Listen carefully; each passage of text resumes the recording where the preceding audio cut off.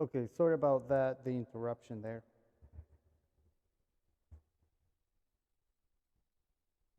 Where were we? Okay. Yeah, you might not hear them. They don't have a mic. So right now this microphone is just picking up. I have two microphones here, one over here and one this one, because it's really loud and we're just trying to bring all the sounds, muffle it. So we were talking about the middlemen, which takes me back to the original thought that I had, where try to explain like the banks. The way it was explained to me the very first time was uh, the banks. Who the value, the power is not in the in the money. The power is on the paper. Well, you say money, it could be paper, right? Uh, and I get that, but that's what it was. At least that's the it was explained to me. The the power is on the paper. Why? Because the paper, if you think about it, let's go back to the whole idea of having a mortgage. When you buy the house, you have to borrow money from somebody, right? They give you the money, or they lend the money, and you would think, oh, that's the power because they have it, and I don't. Honestly, that's irrelevant because that could have been any dollar amount. What they have done is they have empowered themselves by make you sign a contract. Okay, so for example, if the if you don't mow the grass on your house, uh, who's gonna hear the complaints? The bank or you? You, right? If the faucet or the sink breaks, will the bank fix it or will be your responsibility? Yes, it will be you. Same thing for the roof. Do you, and then if by chance the there's a fire in the house, guess what? Who do you need to talk to? The bank. Because they their name is on it. When you want to sell it, who do you need to let know that you're selling it? Them. Can you get rid of it without paying back? No. But is your name on the title? Yes. Who's paying taxes? You. Who's paying insurance? You. But can you sell it without their permission? No, because there's a lien on it. You can't just give it to anybody because they have the power because they got the paper. But what happens? They sell the paper, they sell it to somebody else, meaning your mortgage gets transferred to somebody else, is sold to somebody else, and they made money on that first transaction that you made with them, all those fees and so on, all those interests, they got it. Now they sell it to somebody else for a price. That somebody else, which is another bank or another institution, they will hold it. They will hold that same piece of paper that the other one was holding. Now something happens to your house, the same thing will apply. They hold the paper, they hold the power. They want to sell it to somebody else. Did they ask you permission? No, they don't. They tell you they will do that. And then you have to accept it. And that wheel keeps on going. Did the second, the third, or the fourth, that bought your mortgage, bought your loan, did they give you the money? No, they didn't. You see, there is no money at that point. Like there is transaction between them, but between you and them, there is no more cash exchange.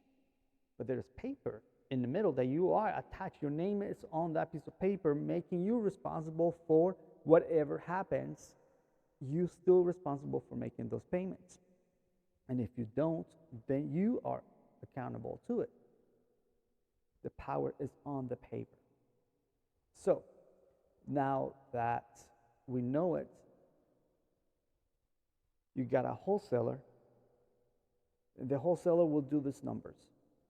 When I say the numbers, they will look into how much money would a flipper want to make? About 30%, right? But did you know that in order to sell your house, regardless of what transaction is made, but especially if you're going to do it through the normal MLS real estate agent, on average, will be a 10% of that transaction will cost you 10% of the price that you're selling it. How that comes to 10%? Well, between taxes, title company, let's say the real estate agents, and all these other nuances, yes, it will cost you money to sell your home. That was a concept that took me a long time to wrap my head around. That it will cost me money to sell my house. It will cost me money to make money. But the reality is that, yes, regardless, you still have to pay your taxes, right? Until the very last day that you own that home. So any taxes that you didn't pay or you haven't paid yet will be taken out at the time that you receive your cash for, because you're selling it.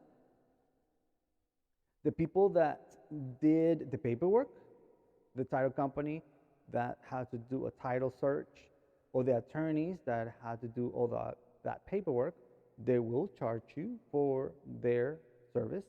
So that money will be taken out at that moment. And then if you use a real estate agent, you have to pay their commission, so that money will be taken out as well. Slowly starts to amount to roughly 10%. So instead of just going to like 9.753, whatever that number ends up to be, we just quickly round it out to 10%. Now, do I do that as a real estate agent? No, I didn't learn it as a real estate agent. I learned it as an investor. I was an investor first before I became a real estate agent. I became a real estate agent because I got tired of asking agents to show me homes, and they were not available at the time that I was available. Not their fault. I had a very weird time, gaps where I can go. My free time was very weird, and so I ended up just becoming one. So that 10%.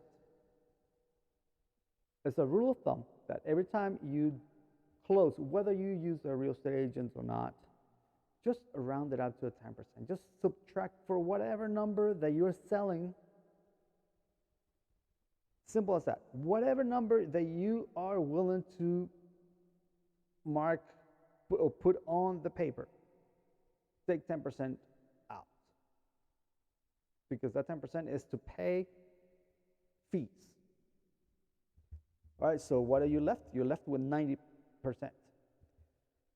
Okay, so the 90%. We were using the 10%, the $100,000 example. So in this case, if it is you're left with 90%, that means you got $90,000 left, right? So why do you think, and this probably will make sense now, why do you think the majority of the times, if you go through a conventional loan, what is the standard down payment? Yep, you got it, 20%. So you got to come up with a 20%. That means that they will give you 80% of the loan. There will be 20% equity, right? You think, oh yeah, I got 20% equity. You don't. What that means is 10% is for fees. If you happen to sell within the year or two after you bought the house, and there are not a lot of improvements or anything, let's say the market didn't really jump high the next, you just stay at kind of average. The banks know that 10% is gone, but they're not going to walk away without making any money. They will try to make at least their money back, right? So they got to make at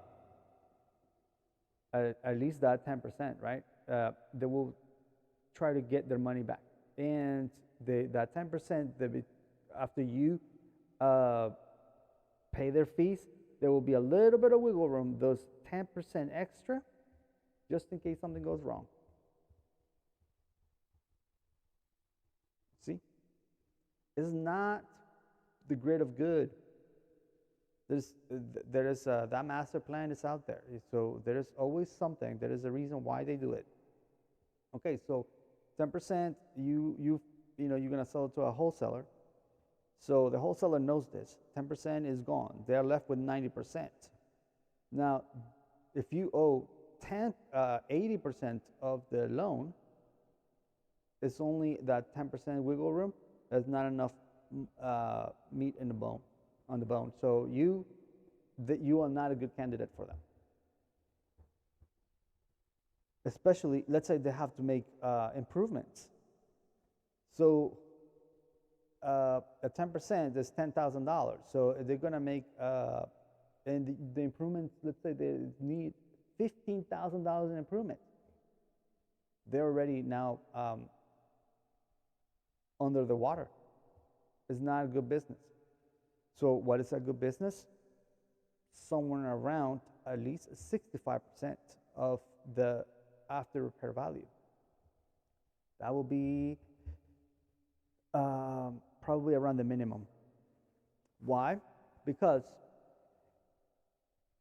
if let's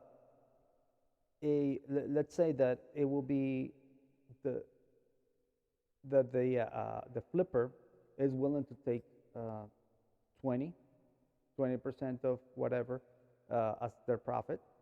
So if they buy it at 65,000, 65%, $20,000 more, that will be their profit, plus they will have to put $5,000 in fixing it. That will take them to the 90%, and then the 10% of the fees. So 65 will be somewhere around the minimum that they will want to see buying or doing a transaction with you, around that number. Now, again, we're using the $100,000, assuming that there is not a whole lot to do in reference to repairs and so. If they have to do repairs, then they will have to take into account. That's why they will ask you, how old is the roof? When the last time you changed the carpet? Um, are there any holes? Mechanicals. Do you know what mechanicals are? Mechanicals are, uh, they refer to uh, things like the water heater, the the electrical box, the AC units, the furnace. That will be part of, consider, it will be within that terminology of mechanicals. So if there's any wiring, that's probably separate, and then still is going to be very expensive. Plumbing is expensive, um, but nonetheless, depending on how bad it is, it'll be relatively cheap compared to having to, um, let's say, fix any foundation. So if there's foundation problems, then it will be costly. So all those things starts to add up. And a rule of thumb, granted this is not a perfect science, it's just a rule of thumb to do a quick math and come up with a quick conclusion. The rule of thumb will say that you will calculate that whether the house is good or is in really, really, really good conditions, like there's nothing to do to it, you still will account for $10 per square feet. $10 square foot, square feet. So if your house is 2,000 square feet, you do the math. So that's what they will subtract. So again, simple numbers. Let's go back to let's say your house is 1,000 square feet. So then $10 square feet, there you go. So they will do that, calculation, whatever number your square footage is, and starting at the $10, assuming that the house is good, then it's going to keep on going up. If it needs, what do you call it, like the lipstick, lipstick on the monkey, or the lipstick on the on the pig, then we looking at $15 a square foot. If it needs a little more repairs, and then go 20, 25. A property that is in really bad conditions, depending on how bad it is, you can range from $30 to $40 square foot. Now, you as a homeowner, you are not a good judge of what is good or what is bad. I say that from with a gentle words, with a just being honest. You're too involved. You're emotionally attached, and I am at fault of being on those shoes. So, because I've been there, I know, I can tell you, and I don't going to sugarcoat it.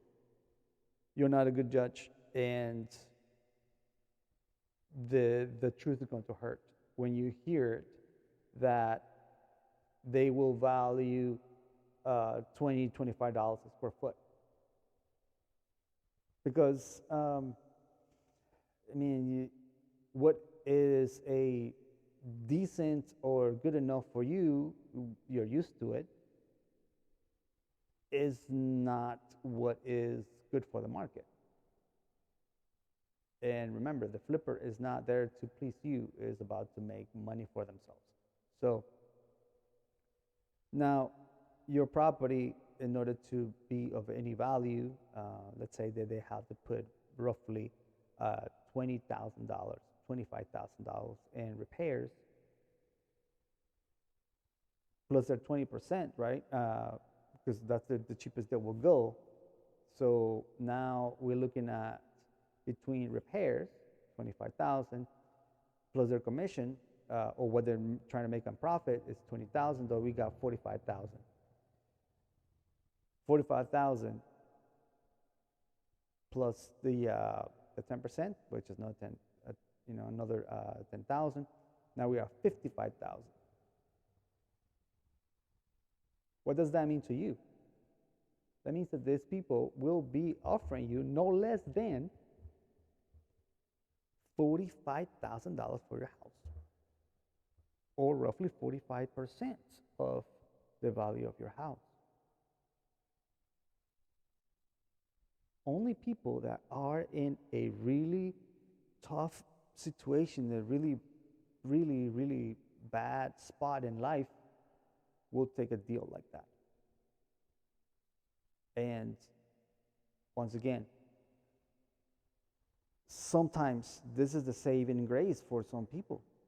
It was for me. That's what I needed. Unfortunately, I owed way more than 45% of my mortgage. So that was not a solution for me. So those moments were very difficult moments for me. But that's why I understood.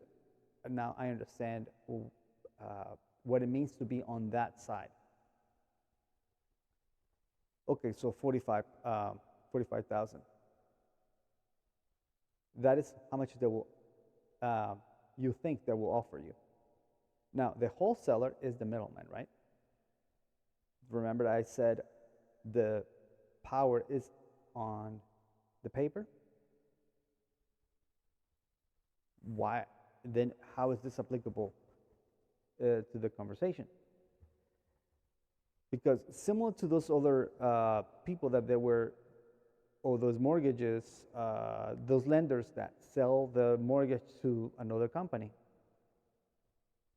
the wholesaler is basically hunting for someone willing to sell the property at a very huge, steep discount.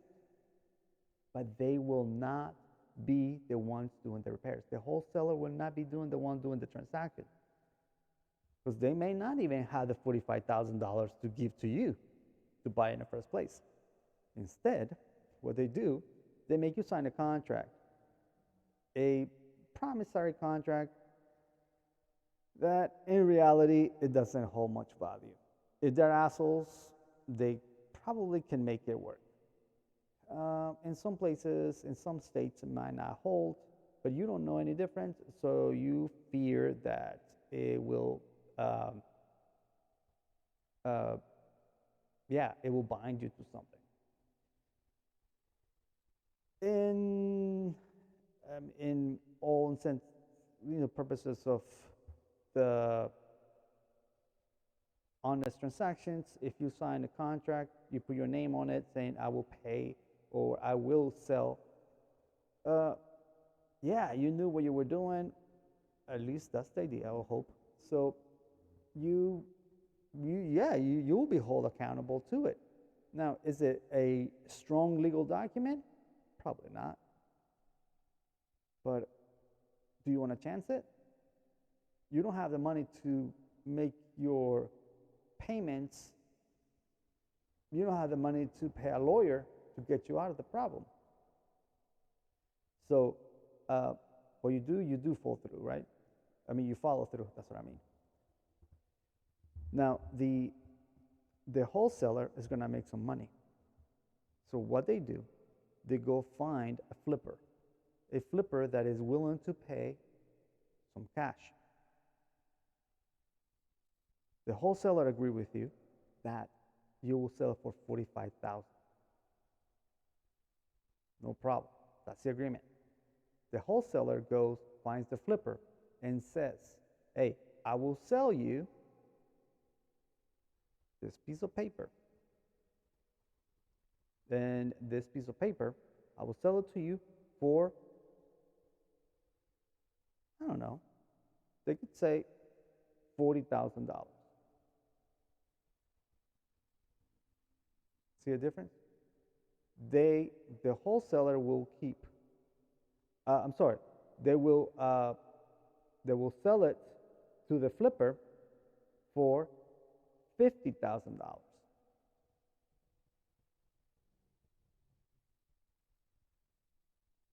The wholesaler will keep 5,000.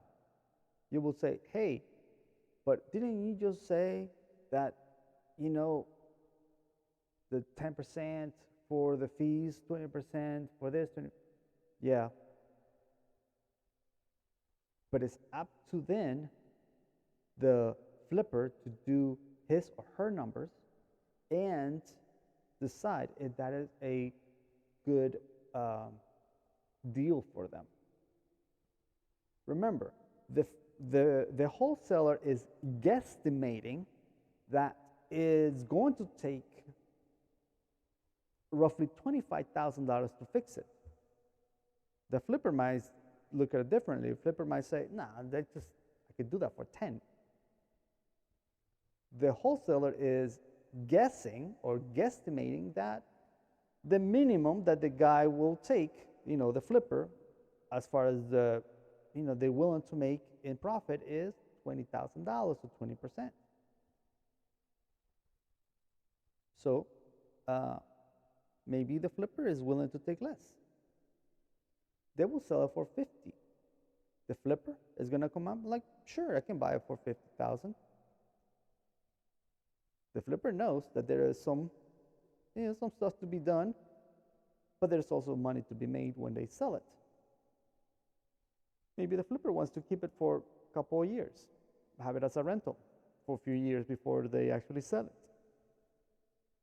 So what we call the flipper writes a check for $50,000, and then the wholesaler will write a check for $45,000 to the homeowner. The first check is cashed. Those $5,000 are kept in the bank account, and the 45 are going to the homeowner. During that transaction, by selling that piece of paper, the wholesaler made $5,000. Not a bad gig, right? Making a couple of phone calls, hunting people around, convincing them to sell them at a very huge discount, and then walk away with $5,000. Sometimes they can make $10,000. I don't know, but I heard of stories where they can make $30,000. So that is basically how the flippers go. Now imagine if they do the transaction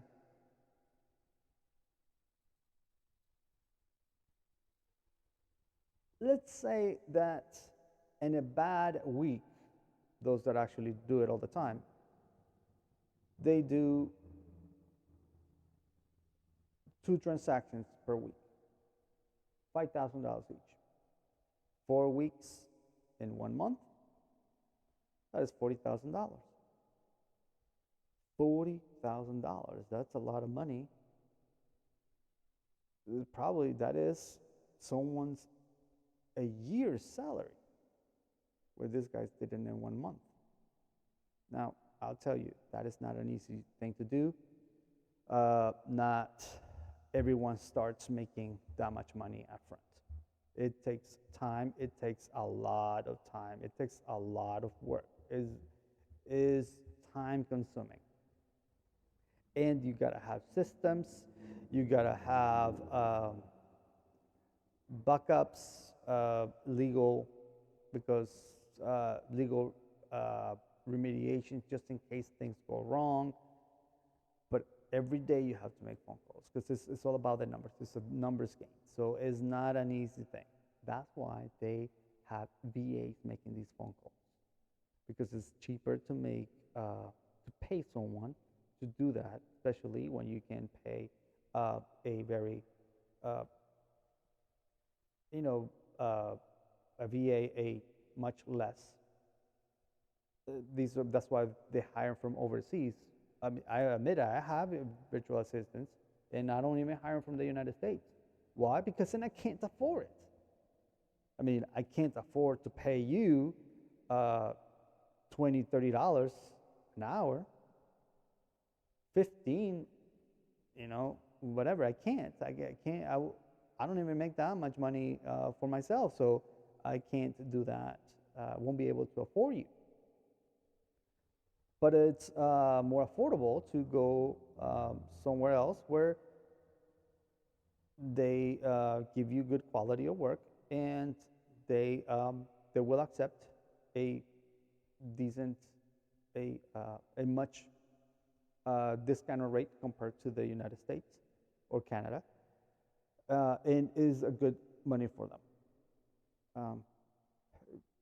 It just, to separate parts of the world, separate parts, different countries, the lifestyles are different. So we make money, we make dollars, we spend dollars. Other countries, I don't know, like make dollars, spend pesos. I don't know what that is, but either way, it's a good thing for them. So that's why the wholesalers hire VAs, and the VAs don't know the system. All they know is the questionnaire that is on the piece of paper that they have to fill out, and then they will hand that over to the company owner here in the U.S. And now the guy will like, hey, you talk to my assistant so and so. Can you tell me more about your situation? I'm very, I would like to see what we can do. The guy already has a lot of information about you, about your house, they will ask you very personal things, and he or she will, basically learn all that. So by the time they come and talk to you, it will feel like they know you. And they will try to make you sign or get you signed the paper right away. And all it is a promissory note, or a piece of paper that says that that you promise to sell the property and they promise to buy it. But there's always a escape, a contingency. See, they will say, the piece of paper will say, and you don't know this, the piece of paper will have somewhere in it that you agree, or they telling you that they will assign there might be an assignment, and you're like, don't know what that is, don't really care. And it just sometimes just mixing the verbiage, and it just don't even catch it. The term is not, hey, I'm going to sell the piece of paper, I'm going to sell this contract. It's not going to say that. They're not going to say that. The words, technical words, will be, they will assign it. So they will assign the terms and conditions, or they will assign the document. By assigning, meaning they will sell it to somebody else. There is no point that they are going to be the actual buyers. They reserve the right to assign it. Okay, that's one thing. Then no bank is going to buy an assignment. No bank is going to buy a piece of paper like that. So it will be a transaction between, a flipper or another investor, someone that is willing to pay for that property. That this happens often and everywhere? Yes. Every day, all day, every day. There's someone willing to go through this type of transaction, whether willingly because they don't know better and they get trapped, or they understand and they want to go through it.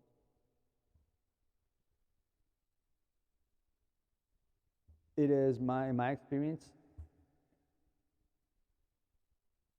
people don't know what they're getting into. The home buyer, I mean the homeowner, the property owner, doesn't understand what is what will transpire at the end, and then they complain or get upset because they saw an announcement on Craigslist that their home was for sale. What they didn't realize is that they signed a piece of paper in which they give their rights out. They give away their rights. And the piece of paper is, like I said, depending on how it's written, most of the times doesn't hold in court because in now I know this because as a real estate agent. Prior as a real estate agent, I just knew very basic stuff when it comes down to this very subject. But the thing is, no one is allowed to sell somebody else's property unless there is a contract, a real estate contract, approved legal real estate contract in which there is a representation, and in this case is a what's the word I'm looking for?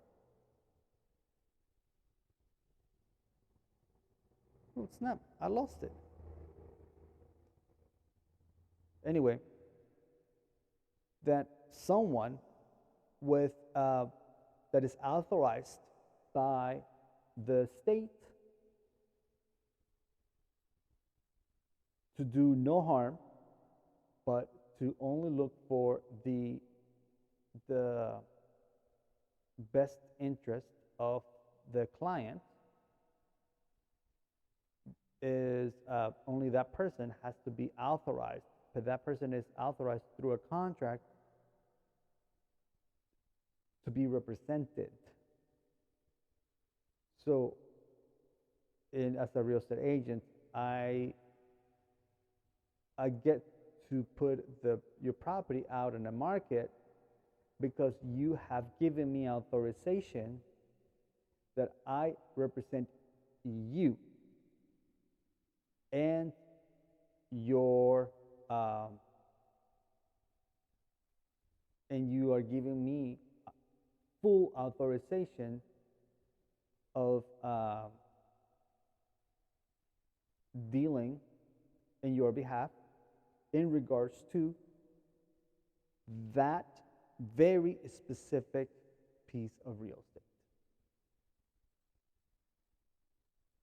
which is totally different from the contracts that the wholesalers, some wholesalers use. Some of them will just have the piece of paper that says a I so and so company so and so uh, promised to buy property, 1 to 3 Main Street from so and so at value of whatever, and it will do so within 90 days. Closing within the 2 weeks or 3 weeks from the date of of signing. Uh, uh, the company reserves the right to assign and contingency. This is with contingency upon inspection, or that's about it. Within that, they have not purchased the property yet. They are promising to buy it, but they are not. They don't have a title. You must have a title in order to sell property. You must have the title. Your name has to be in the title, unless you have strictly authorized someone to do that on your behalf, and that's what the real estate agent does, right? So when these people go out and put it on Craigslist or on Facebook saying, "Hey, I have this property for sale,"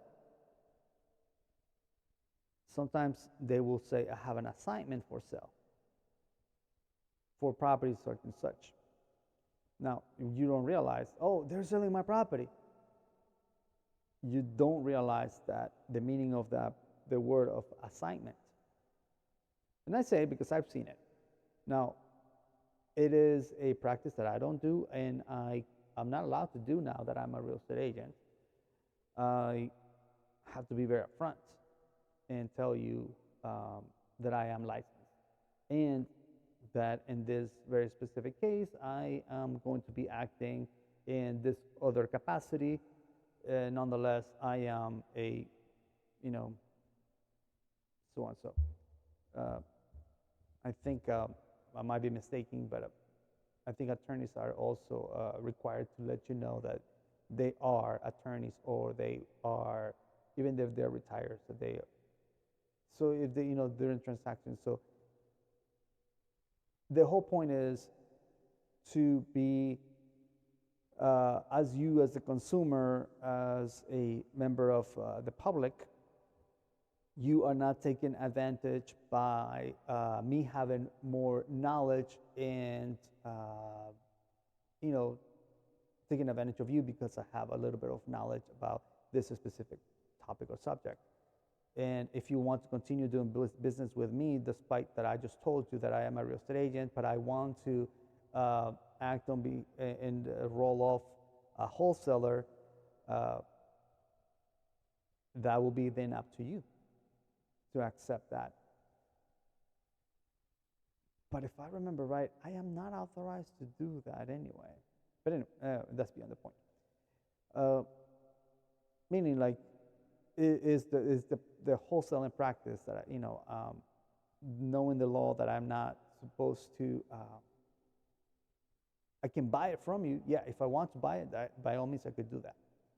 But I cannot go buy and then sell the assigned the assignments. I cannot do that without your authorization. And that's basically how it works. They will make some money. Normally will be, the average is about $5,000, $10,000 per transaction. The flipper, does the flipper know that that's happening? Most likely, yes. I used to think that the flippers didn't know, but they do. And it's okay. Like, we know. I know if I'm buying from a wholesaler, I may not know how much they're making off of me, but I know that they're making money, and then do I care? Not really. If the numbers work for me, why would I care? Now, as a real estate agent, if I buy from a wholesaler, am I doing something wrong? Um,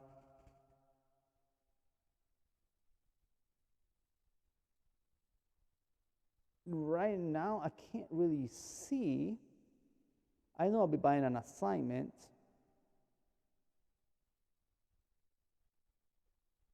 But I'm not the one that is doing the contract with you. So I'm gonna have to look into that. Because as far as I know, no, there's nothing wrong. Because at the end, I'm not. Either way, I'm not acting. I'm not representing anybody but myself. And if I'm not representing anybody, then my license holds no value. The value is in using my knowledge to look out for your best interest. And that's it. That's basically how it goes. That's how sellers. That's how selling works. They buy, they hunt you, they look for discounted properties. Well, okay, they're not looking for discounted properties. They look to make a transaction, to do look for a score a transaction that is way below the market value. And in order to be of any to be worth it, it has to be far, far, far below the what everyone else is going to be asking for. If the house is okay, it's in a very good condition, and they just just need some lipstick on it. It depends on the size of the property. If it is 3,000 square feet, there's a lot of paint on that one. If 2,000 square feet, there's a lot of paint on it still. So, but it's still cheap, let's say you need like 2 gallons of 2 big buckets, like the 5-gallon buckets. You need, let's say, 3 of them. They will run you about 3, depending on the type of paint. Let's go for like $350 each. So let's say about $1,000. If you're the one doing the work, if all you do is paint it for the cost, that will cost you about $1,000 of just the material. But you are looking to make $15,000-$20,000 and profit. Shoot, so I'll do it. Even if I have to take a cut on there, let's say I walk away with $19,000 instead of the 20, because I used $1,000 for materials. Numbers will work, because that's all it will take. So then that's it's gotta work for the at the end. It has to work for the flipper. The wholesaler knows that, and the wholesaler has to try to get the numbers as close as possible to what an average flipper will be looking to make, and what the flipper will have to go through in reference to the repairs and how much they want to make, and account for, also the wholesaler has to account for their profit within that. So I hope with this little bit of information, you now understand why people call you and why you are the target. If you have a lot of equity, if you have a lot of loan left, then they will call you because they're not doing their research. They will call you because they're lazy. Because the one that actually has done their work, they know that if you just close on the loan 6 months ago, then there is no equity in it. And so it's just simply it's not going to work. And I tell you this. I bought a house for, I'm a veteran, so I use the VA, which is, by the way, we should talk about that in another conversation because it's, there are a lot of positive things in theory, but when it comes down to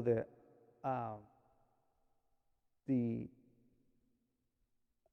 actions or when the rubber meets the road,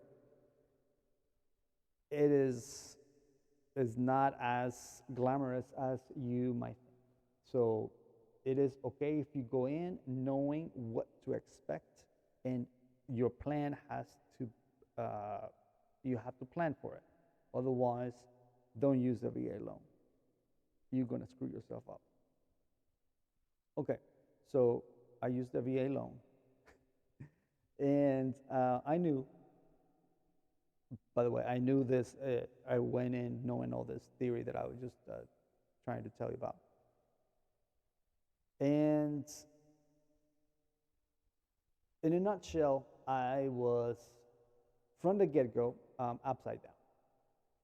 And I was okay with it because that was part of the strategy. That was part of my plan.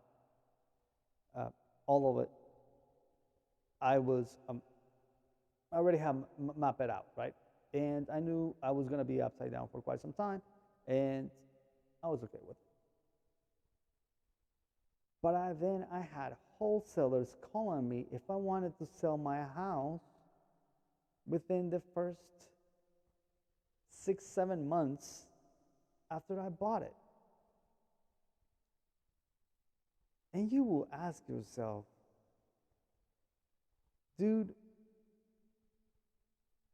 what's wrong with you?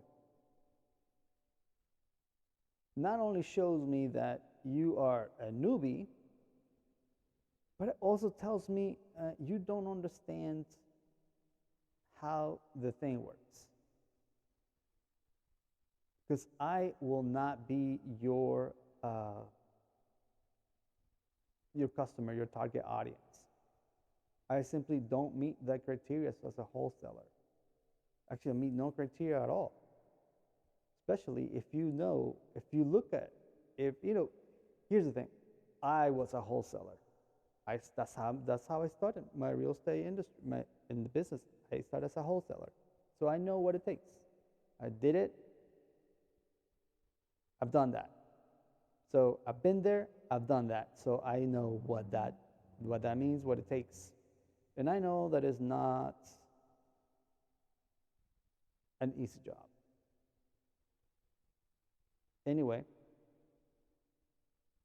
as part of the work, you have to do some research. You can't just hope that it will stick. And then part of that research is to see if that property actually is worth your time. Why would you call people if you know already that they are not the right candidate? Because simply it's just not going to work. So there are some wholesalers that will call, but if you still owe a lot, just know that they are not doing their homework.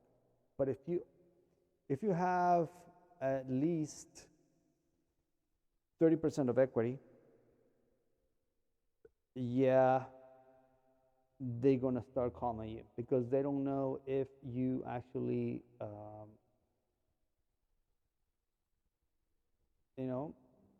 maybe you're willing to let go. And why would you let go? Because there will be times that, and I tell you because I went through this, there will be a time that you could be one of those that will have to pay in order to get rid of your house. And but what I mean you have to pay, I mean, if you owe, I don't know, the 75% of your, going back to 100,000, if you owe still $75,000 on you of your mortgage, but then the most you going to get is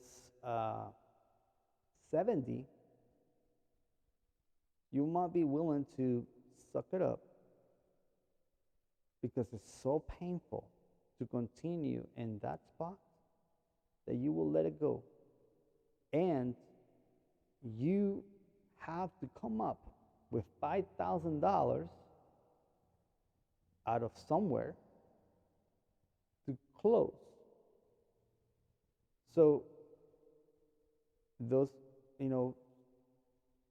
forget about the fees and all. It's just like, someone's gonna pay you 70, but you owe 75.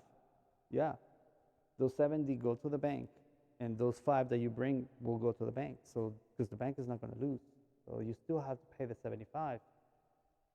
And they will tell you will have to come with money to closing.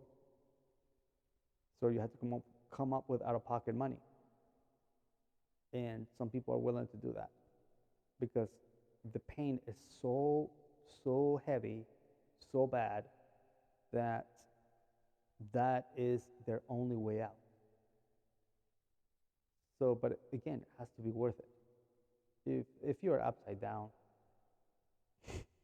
it's not worth it for anybody. So I hope all this helps, and if you have more questions, let me know. I know I put everyone to sleep over here, but I do appreciate the time that you invited me and to be here and tell you a lot about wholesaling. I know we are scheduled next time to talk about the latest things that is happening with the National Association of Realtors. It's a big deal. It's going on, and that what might change the way things are done here, at least in the United States, when it comes down to the buying and selling houses.